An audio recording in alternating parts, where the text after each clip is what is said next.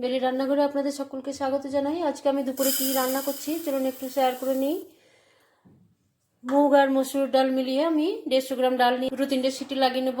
সেটার জন্য পরিমাণ মতো জল দিয়েছি, 2টো কাঁচা লঙ্কা, একটা টমেটো কেটে দিচ্ছি, পরিমাণ মতো লবণ দিচ্ছি, একটু সর্ষের তেল দিচ্ছি। এবার আমি 2 থেকে 3টে সিটি লাগিয়ে নেব। এখন আমি মিক্সি একটা জার নিয়েছি, আমি 150 গ্রাম সাদা তিল নিচ্ছি, এটা পিষে নিয়ে বড়া বানাবো। আমি 5টা লঙ্কা নিয়েছি, আপনারা যেমন ঝাল খাবেন সেরকম ঝাল দেবেন।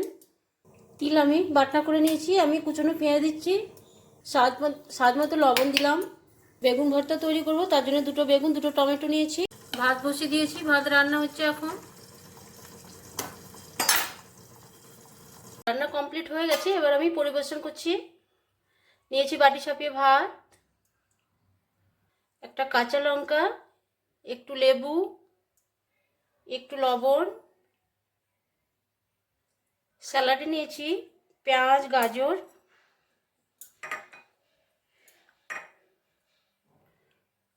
এক বাটি ডাল।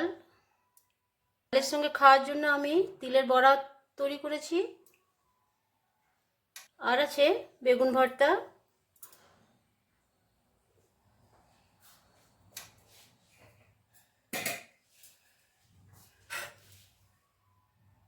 আর করেছি কাঁচা কলার কোপ্তা। কোপ্তা রেসিপি অন্য একদিন আমি শেয়ার করে নেব। যদি আমার এই থালির আয়োজন আপনাদের ভালো লেগে থাকে, ছোট্ট একটি লাইক, কমেন্ট ও শেয়ার করতে ভুলবেন না। আবারও পরের থালিতে দেখা হবে। সবাই ভালো থাকবেন, সুস্থ থাকবেন, টাটা।